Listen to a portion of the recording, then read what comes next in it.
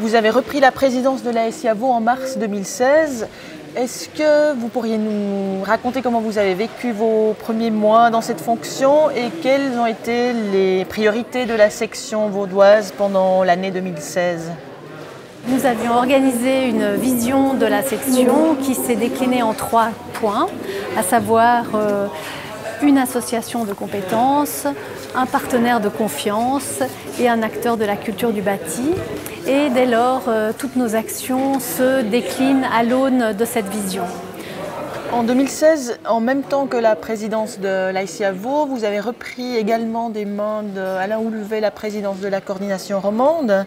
Pourriez-vous expliquer en quelques mots en quoi consiste cette coordination et puis comment elle est organisée ?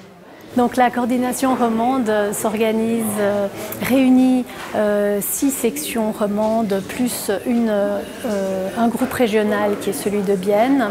Et c'est une plateforme d'échange qui permet à la fois d'échanger sur des thèmes récurrents qui sont partagés, mais également aux sections plus organisées d'apporter un support et un soutien aux sections qui n'ont pas la chance d'avoir une organisation telle que les grandes sections romandes. Quels ont été les projets les plus importants, si vous pouvez en citer quelques-uns, de la coordination romande durant l'année 2016 ?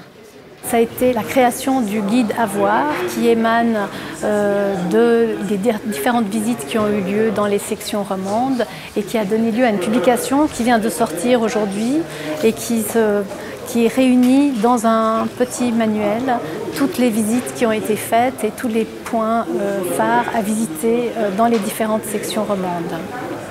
Quels sont, peut-être juste pour terminer, quelques points forts pour l'avenir? Et puis une chose dont on n'a pas encore parlé, qu'en est-il du Tessin? Alors le Tessin a été invité comme membre à participer aux réunions de la coordination romande pendant toute l'année 2016. C'était un moyen d'intégrer un canton qui n'est pas forcément linguistiquement rattaché à la Romandie, mais peut-être dans l'esprit latin, il l'est.